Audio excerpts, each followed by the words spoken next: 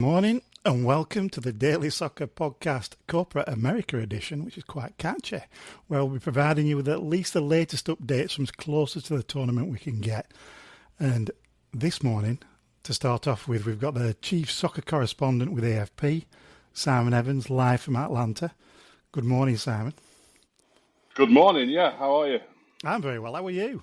Yeah, How's not sunny bad at Atlanta? all. It's sunny. It's a nice place. Is Atlanta? There's quite a lot to it. I'm Yeah. staying a little bit in the outskirts, which is a bit more hilly than you imagine. Mm-hmm. And had some good pre-tournament chats with colleagues, and we were at the stadium yesterday to have a look at it all and listen to the two coaches and a couple of players. So that was an interesting get warmed up for it. Fans are starting to arrive. You're seeing the light blue and white striped shirts around town. So yeah, definitely Cuppa's ready to go. Excellent. And it's completely sold out tonight, isn't it? 70,000 starting off in Canada. What's going on with the game? Yeah, sold out. I mean, the interesting thing is, to see is it really sold out? Because in America, they quite often announce sellouts, and then when you get there, there's sections with empty seats that haven't been moved. But officially a sellout, 70,000. It is an impressive stadium. I haven't actually been to it since it changed from the old Atlanta Falcons Stadium into the Mercedes-Benz, and it is a massive upgrade. Domed stadium indoor. The interesting thing to watch with it is going to be the surface, because it's an artificial pitch. Now, what they've done is they came in after Atlanta United's game, I think 5 days ago, and stuck grass on top of the artificial turf. So they brought in sods and laid them down. I had a good look at them, and it looks to be all right. They're better at doing these things than they used to be. There's been some nightmares in the past with like skiddy pitches with bits of turf ripping up in the middle of the game and stuff. There are specialist companies that do this thing now, but if it starts getting a bit slippy or if there's problems with it, you can imagine that becoming quite a big story, especially with the World Cup on the horizon in 2 years' time. But to that point, it should be pointed out that FIFA have stipulated that for the World Cup, all these NFL venues with artificial turf have to completely replace them, not just put temporary turf over the top. They've got to turn them into grass fields well ahead of time, bed it all in so that they're proper pitches.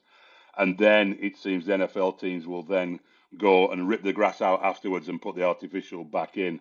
Apart from the rumour is MetLife Stadium in New York, New Jersey, where it's suggested that actually the NFL teams might quite like to keep the grass. So we'll see if that happens. But hopefully tonight the pitch doesn't become the story, and the story is more about, Messi and the world champions getting their campaign underway, and hopefully Canada giving them a good game.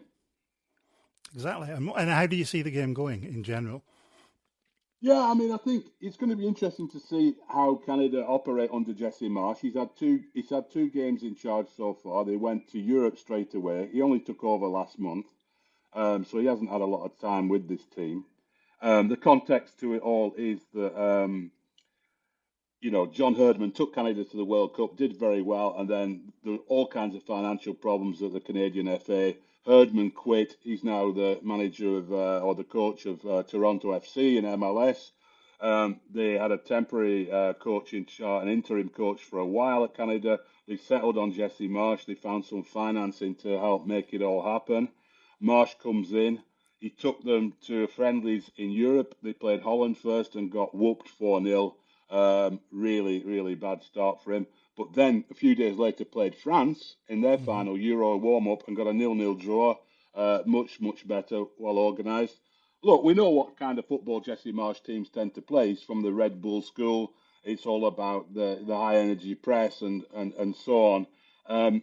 He's going to have to restrain that a little bit against Argentina, I think. But it'll be interesting. Yesterday he was saying, he wanted to see fearless football, and he was using all the right words.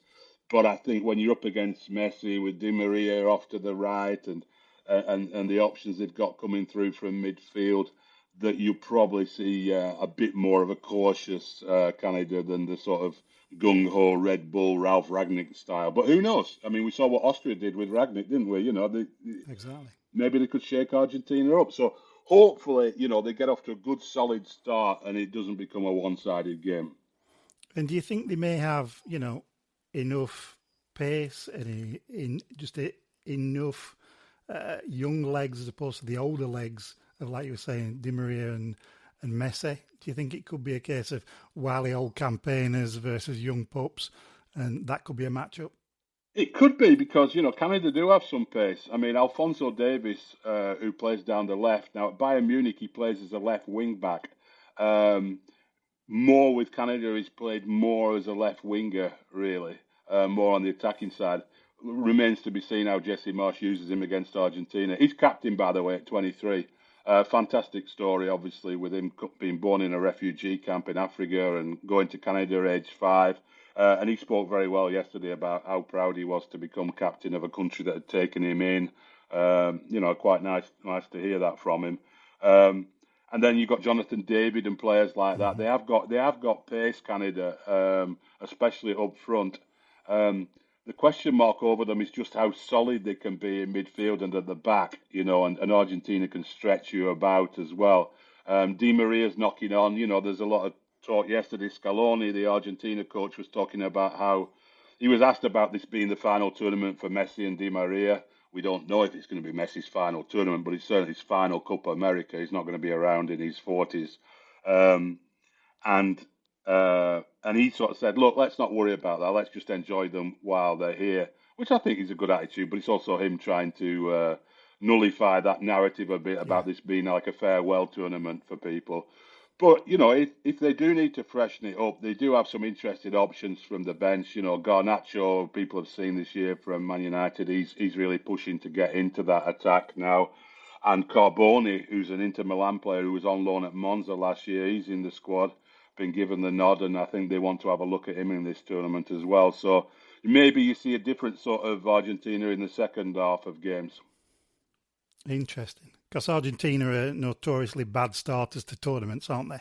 If they can find a little bit of a banana skin, they'll invariably step on it, won't they? But it still seems like 4-1 on favourites versus 10-1 for Canada. Does that seem about right to you?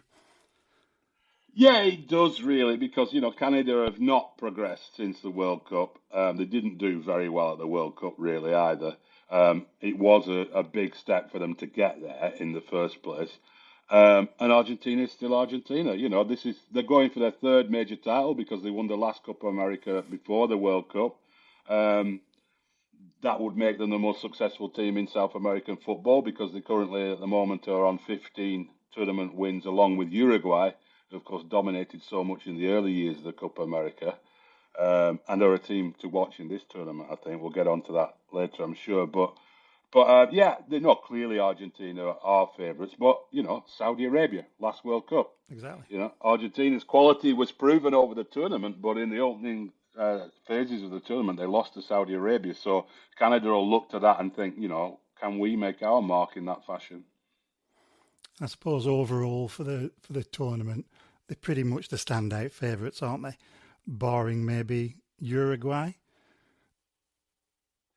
Yeah, I think Uruguay is the team who a lot of people are interested to see because Bielsa has made such an impact there. I mean, he is a coach, I think, that is really well suited to national team football because he demands so much physically of his players.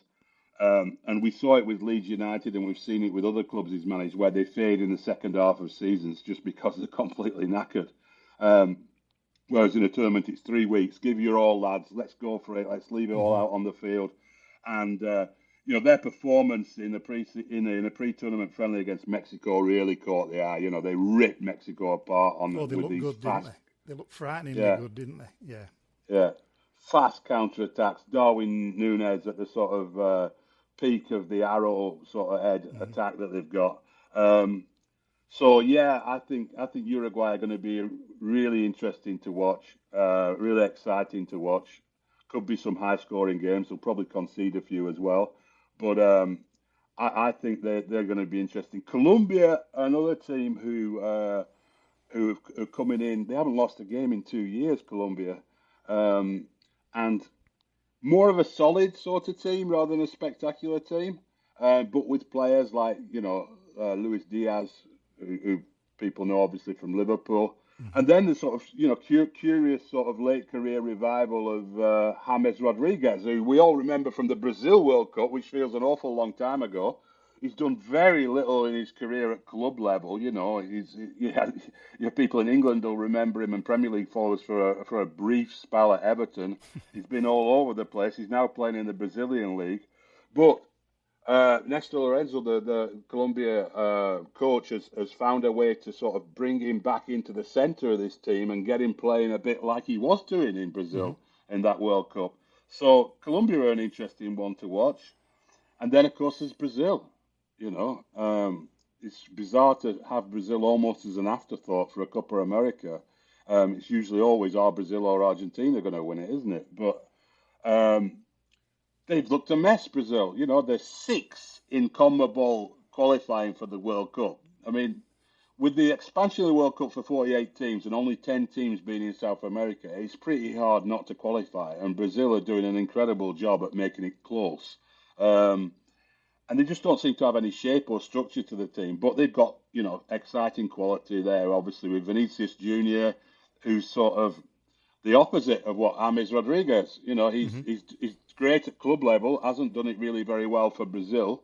So he's going to be obviously fired up to prove that that's just a blip and that he can deliver for Brazil.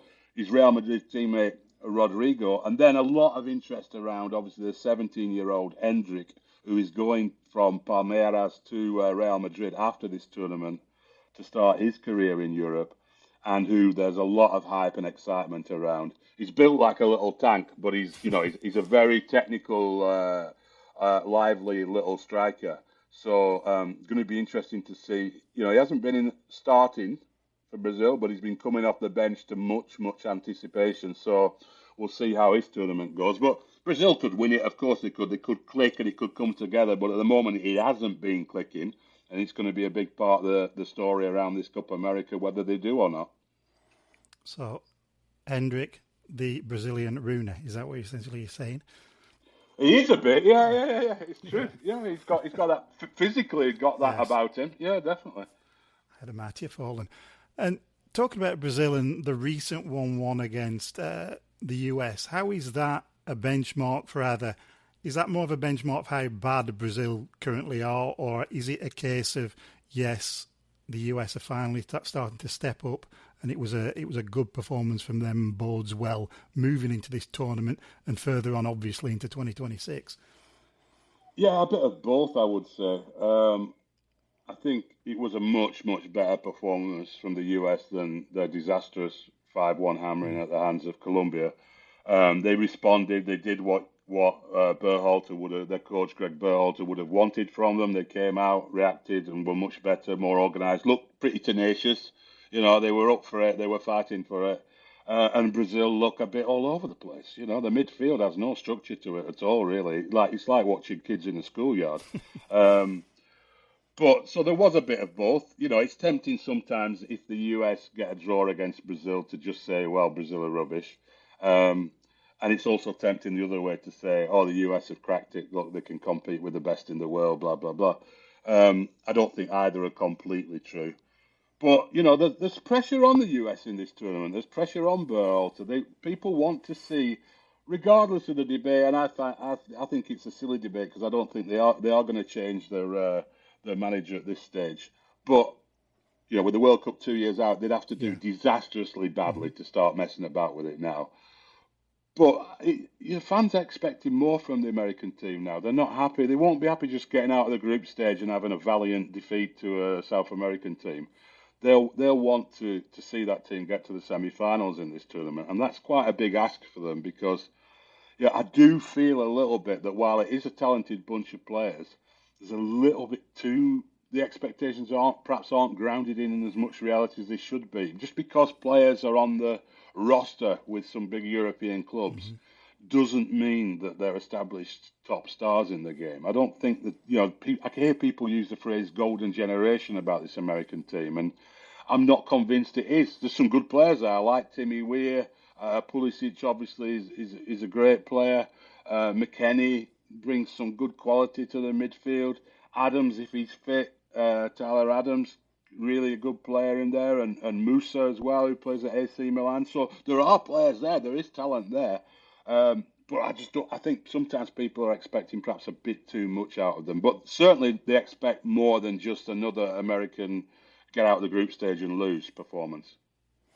And is that what you anticipate for Team USA? Do you expect them to kind of hit to the quarterfinals and that's pretty much it, and it's all very much par for the course from an American side? I mean, the quarterfinals are going to be tough. I think they've got it's going to be Brazil or Colombia they're going to face in the quarters, depending on how the groups play out, and that's going to be tough. Whoever it is, that's going to be tough. So, these kind of narratives, and Alexi Lalas goes into it a lot about what's a success, what's a failure, and if you. I think if they lost to Brazil or Colombia, but lost in a really good game where they pushed them all the way, and it ended up in a 2-1 extra time defeat, and people applaud them off the field, is that a failure? I don't think it is. If they don't get out of the group stage at all, it is a failure, and then there are going to be questions asked. But are they capable of beating Colombia or Brazil in a one-off game? Yeah, they are. There's not a massive gulf between the US and these teams, but they wouldn't be favourite to do so. Exactly, and they are in a group with Uruguay, aren't they? And how do you see that as a matchup? I know you've spoken a little bit about Bielsa ball. How do you think they will fare against that style of high intensity soccer? Not very well, I suspect. I don't think that's what they're set up to deal with. But we'll see. I mean, they'll be on the back foot a lot, and we've seen in the past American teams do well in those kind of games, haven't we? But I'm just not sure this is that kind of American team. They are a Bob Bradley American team would be happy playing against a team that's going to go physically and counter attack and so on. We'll see. I mean, I think that game's the last one in the group, if my mind's not playing tricks on me. By which stage they might actually both be through. Yeah. So it could be a little bit of a dead rubber, but then it comes down to whether you want to play Brazil or Colombia in the next round, and then the various permutations. But again, in terms of like the all-encompassing narrative about the US team and Berhalter, they don't. Even if they get out of the group, they don't want to end it by getting whooped by Uruguay. So they've got to be alert for that game. Exactly. And the one team we probably haven't mentioned as yet is Mexico. They've been having a relatively bad trot recently, haven't they? How do you see their tournament going? Yeah, I mean the form and everything, the vibes around them suggest this could be a disaster for them. I'm not sure.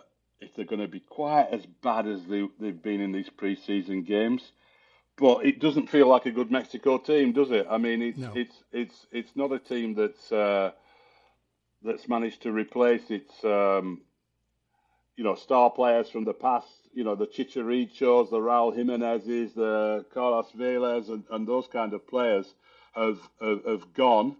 And there doesn't seem to be a lot that has replaced them as yet. But, these tournaments are moments when players can step up and become and establish those kind of reputations. And Mexico really need that to happen. But I tell you what, their group is not easy. You look at it, they start off against Jamaica. From what we've seen in CONCACAF, there's no guarantees Mexico win that game at all. Jamaica are a decent Jamaica, strengthened over the last few months. Then they've got Venezuela and then Ecuador. Now, Venezuela, not a lot is expected of at this tournament, but they will be a hard team for Mexico to beat.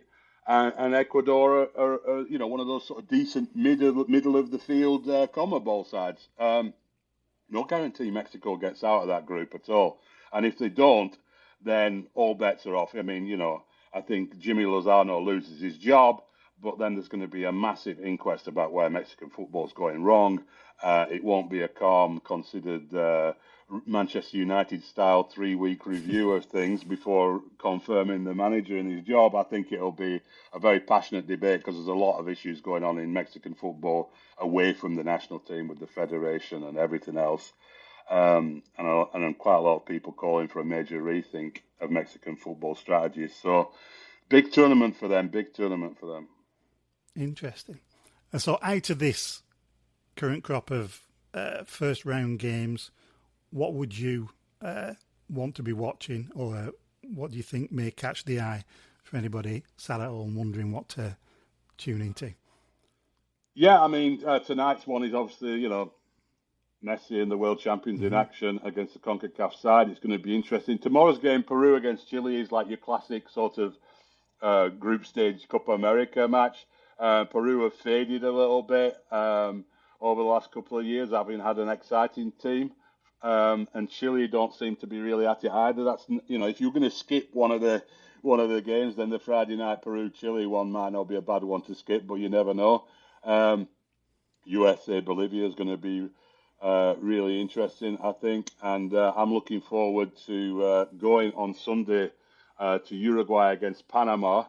Not expecting a huge amount out of Panama at this tournament. But if Uruguay are going to be quite physical, then Panama will definitely be up for the physical side of it. They like to knock people about a bit to Panama.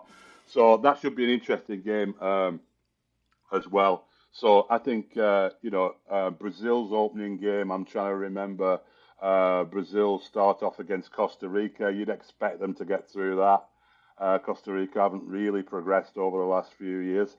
There's loads of interesting games, but it moves pretty fast, this tournament, as well, compared to the Euros with the expanded Euros and this tournament goes straight into the quarterfinals, knockouts, and it all starts happening then. So it should be a really good tournament, and I think I wondered sometimes whether this business about having the Euros and Copa America at the same time helps generate interest in general, or whether it takes away from the Copa. I think the Euros has been great, hasn't it, so far? Yes, I was thinking that. Yes. And so it's surely whetted people's appetite for some football. And it is hard to follow. I mean, anyone who's got a job, it is pretty, if you work from home, all right, you can have it on in the background, but you're still not watching it the same way.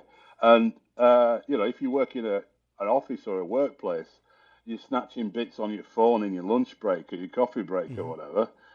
It's not, it's not really a tournament you feel part of in the same way. Whereas this is our tournament in this hemisphere, and it should be a really good one. I'm really looking forward to it. No, I tend to agree. I think the Euros, the quality that we've seen so far, and the excitement within the games, I think can only really bolster folks' appetite for this particular tournament. And somebody made a comment on the newsletter yesterday about how excited they were to see Messi again.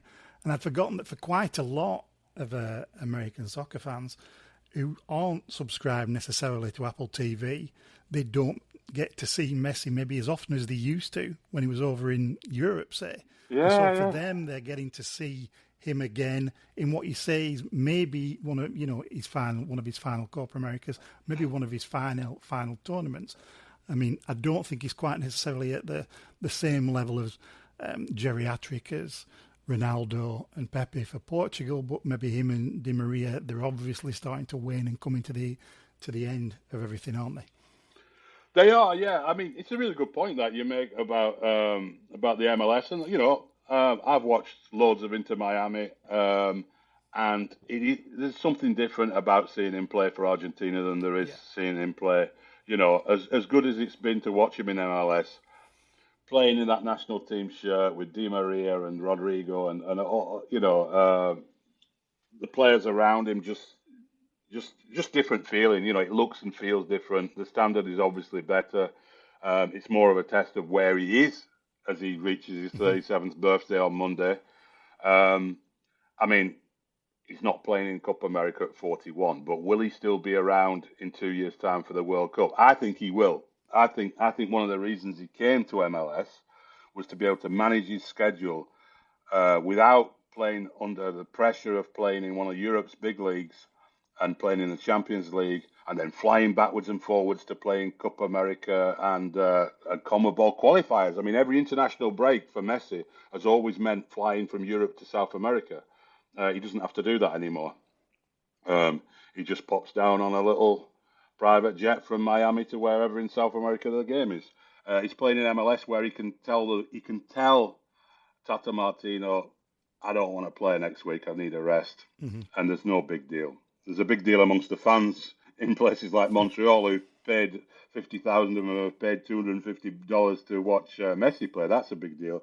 But inside into Miami, it's like he gets what he wants. So he's in a perfect position, really, to manage his workload and give himself the best chance of still being around for the next World Cup.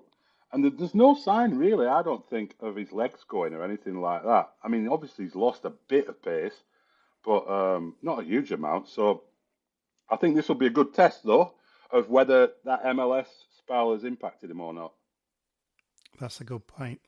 And finally, just to kind of wrap up a little bit, anything that we should be looking out for? I know you mentioned one or two players. Any players people should be keeping an eye on?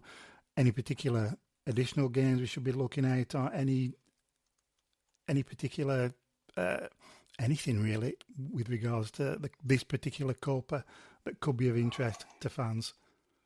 Yeah, I think there's Endrick is obviously one of them. There's another 17-year-old for Ecuador, Kendry Páez, who is getting a lot of interest.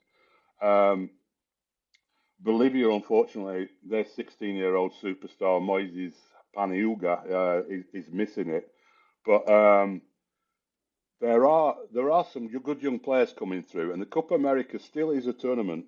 I saw somebody put a tweet out yesterday saying one of the pleasures of the Euros is with so many teams from Eastern Europe who their players aren't that familiar to Champions League watchers and watchers of the big leagues. We're discovering players again like we used to do, Yes. And it used to be, didn't it, at World Cups and Euros, you'd see a player and you've never seen him before, and you go, oh, he looks good, and then there's immediately rumours about who might sign him and so on. And that's happening with the Euros. I think it always happens with Copa America, and it will do. I think people will be looking at, who knows, and that's the pleasure of it. Who knows what players there are on that Chile team who might have an absolute cracking tournament and be playing in Europe next season, or be playing in MLS for that matter, given MLS clubs' habit of going after players from South America now. So there are these kind of players, and there's also players who are already playing in Europe who maybe don't grab the attention, and the Americans fit into this category. Players like Tyler Adams and Weston McKennie and so on, who aren't big stars, but who in the Copa America, if America were to have a good run and get to semi-finals, and McKennie's bossing the midfield, suddenly his status and his transfer value changes and everything else. So there's a lot to watch. I would encourage people to watch as much as they can and to have an open mind and look at these teams and see what talent there is out there, because South America still produces an incredible amount of talent that always ends up going to Europe. More and more they're coming through MLS, and MLS are hoping that they can be a sort of transfer belt to Europe in the sort of way that Miguel Almiron, the Paraguayan, came to Atlanta United and then went on to Newcastle. That's the kind of model a lot of MLS clubs are looking to develop. So let's do some talent spotting. It'll be interesting over the next few weeks. I'm sure on the newsletter you'll be doing that. Players who catch the eye, who are the stars of this tournament, and everyone's going to watch it and make their own mind up. Absolutely. And with that, I think this is going to be a very exciting tournament. I think this is turning into a summer feast of football. We were slightly sceptical, I think, at first over Fox's claims, but I think it's shaping up very well with regards to the Euros, and I'm pretty sure the Copa America won't be too far behind. Thank you, Simon, for joining us, wolfing down your breakfast. And to everybody else, thank you for listening to the Daily Soccer Podcast. Don't forget to like, subscribe, and tell your mum.